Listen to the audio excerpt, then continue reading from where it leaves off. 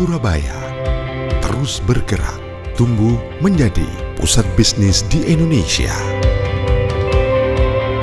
Bersaing dengan kota-kota besar lainnya, baik nasional maupun internasional. Untuk mendorong laju pertumbuhan kota, pemerintah kota Surabaya melakukan beberapa terobosan terkait dengan peningkatan kualitas pelayanan publik. Pemanfaatan teknologi terus didorong untuk memberikan kemudahan.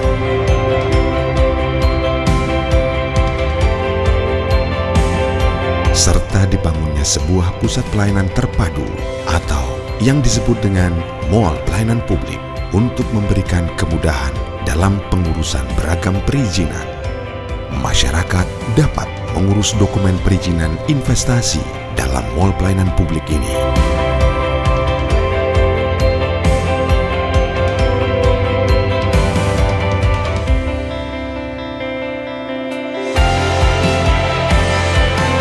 Semua perizinan bisa diakses melalui sistem layanan online yang dikenal dengan nama Surabaya Single Window, maupun secara mandiri melalui unit pelayanan terpadu satu atap yang ada di Mall Pelayanan Publik.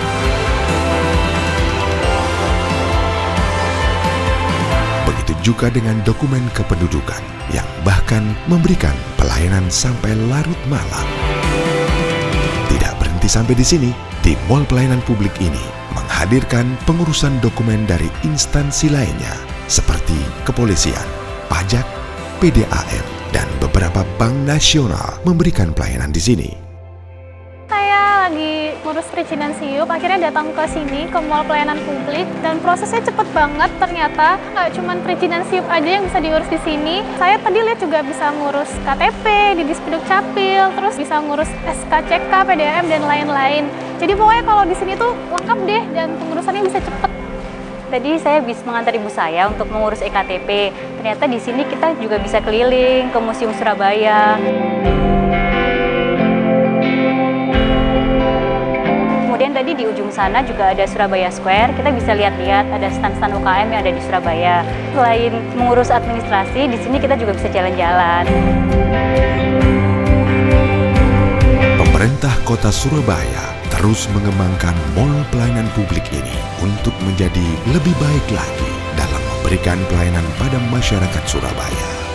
Ayo, gunakan fasilitas ini dengan sebaik-baiknya untuk mengurus dokumen-dokumen Anda.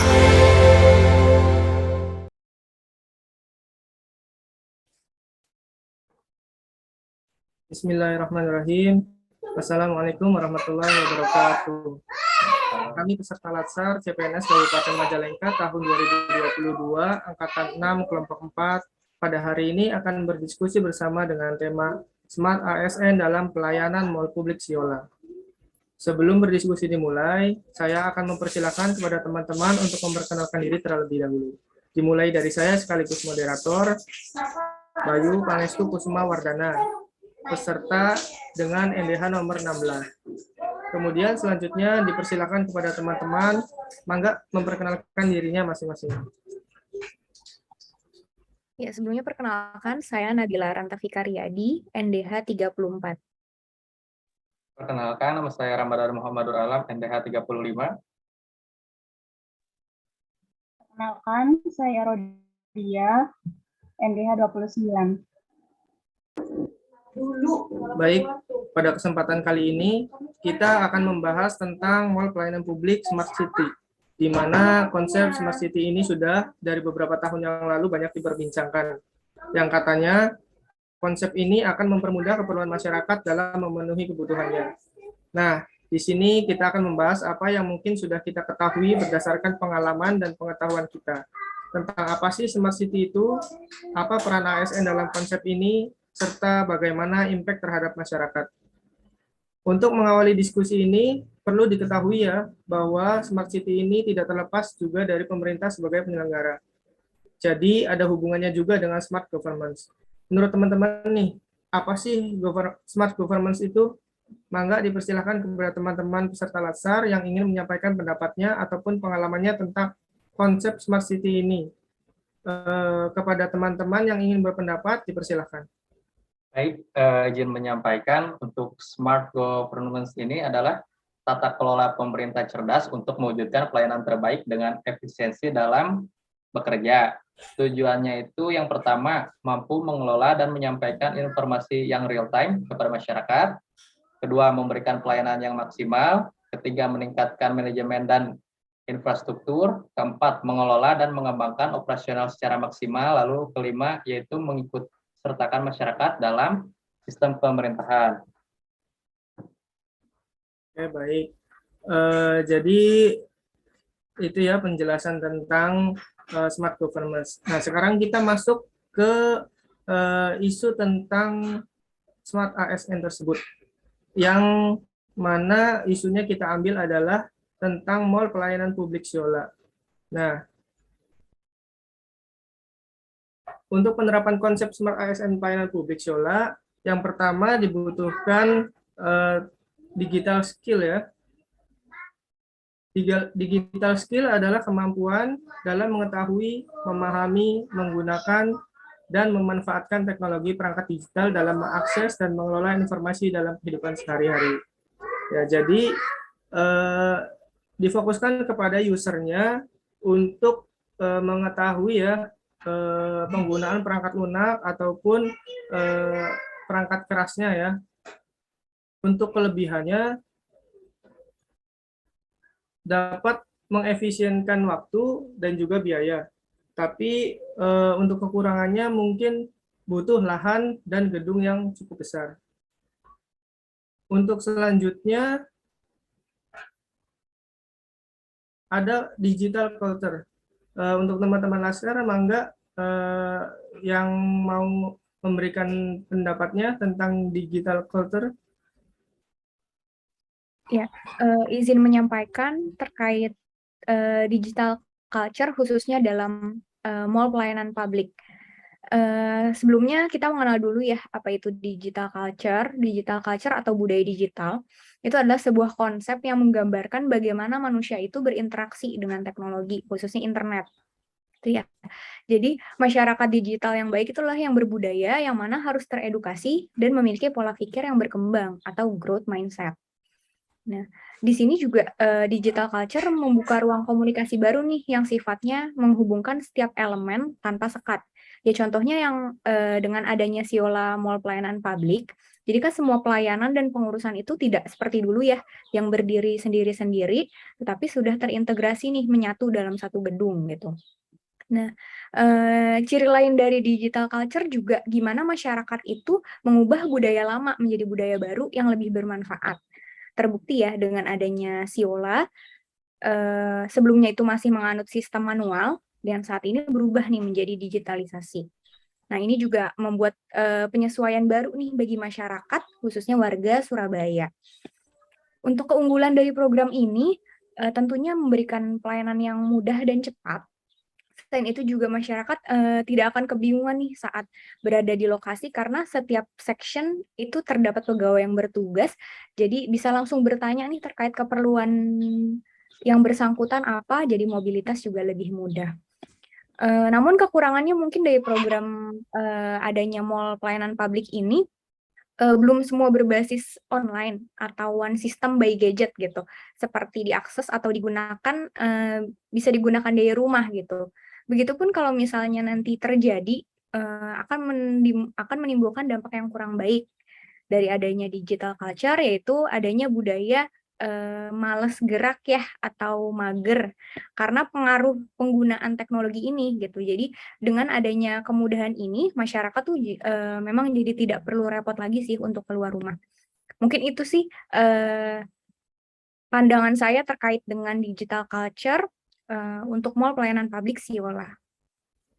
Baik, Mungkin terima bisa kasih ya. dilanjutkan. Ya, jadi itu ya tentang digital culture. Nah, untuk selanjutnya kompetensi yang ketiga adalah digital ethics. Untuk teman-teman peserta LASAR untuk menjelaskan atau berpendapat tentang digital ethics, mangga dipersilahkan. Baik, saya akan menjelaskan tentang digital ethics ini, yaitu pengertiannya terlebih dahulu ya. Untuk digital ethics itu sendiri yaitu yang mempunyai arti etika bermedia digital. Artinya sebagai panduan berperilaku di ruang digital. Jadi merupakan presentasi kehidupan di dunia nyata karena ada banyak aktivitas hidup manusia yang berhubungan dengan orang lain atau publik. Lalu untuk penerapannya sendiri yang berkaitan dengan Smart ASN untuk digital etik itu kelebihannya yang pertama mungkin sistem dalam pengoperasian hal ini bisa diterapkan di kehidupan sehari-hari. Yang kedua, mudah dipahami serta informasi yang didapat membantu di kehidupan nyata.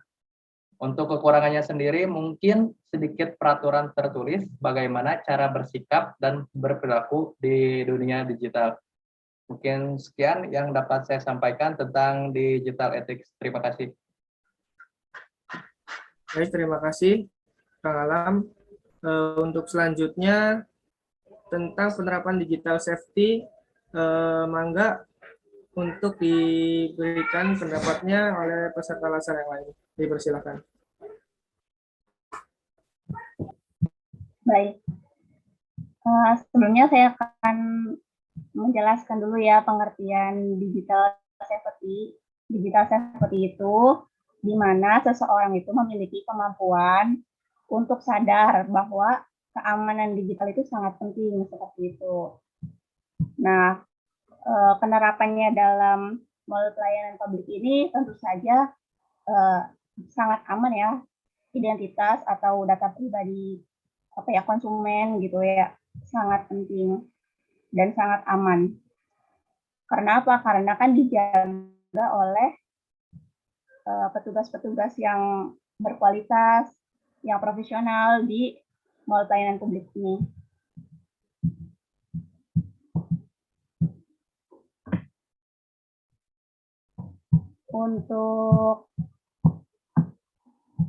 Nah, cara-caranya itu gimana ya? Jadi gini ya, kan misalnya seseorang itu dapat mengakses website-website digital atau aplikasi digital gitu kan ya, itu harus memiliki kemampuan digital safety.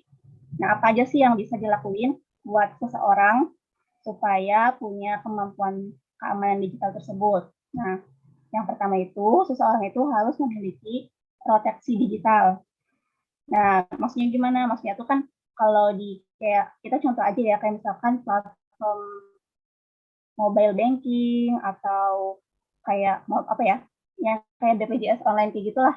Kan intinya kan ada kata sandi, terus sidik jari gitu kan ya. Nah, kita tuh sebenarnya sebagai masyarakat harus mengaktifkan fitur-fitur keamanan tersebut supaya apa? Supaya data pribadi kita, identitas kita itu aman seperti itu. Nah, mungkin segitu aja ya dari saya. Baik, terima kasih kepada teman-teman yang sudah memberikan penjelasan dan pendapatnya tentang pelayanan publik Mosiola ini. Nah, jadi mungkin itu tadi ya diskusi kami hari ini. Pada intinya kita sebagai Smart ASN harus inovatif, bisa mengikuti perkembangan zaman, adaptif dalam berbagai isu yang terjadi. Karena pada saat ini, di mana ASN harus dituntut bekerja dengan profesionalitas tinggi, mencoba untuk mengefisienkan tindakan, kinerja, atau bahkan harus makin baik kinerjanya, untuk memberikan pelayanan yang semakin baik kepada masyarakat. Tapi kita juga harus bijak dalam menggunakan teknologi, menjaga keamanan data kita, serta bertanggung jawab dengan apa yang sudah kita lakukan dalam hal kemajuan teknologi ini. Terima kasih juga kepada teman-teman. Kurang lebihnya saya ucapkan mohon maaf. Wassalamualaikum warahmatullahi wabarakatuh. Waalaikumsalam warahmatullahi wabarakatuh.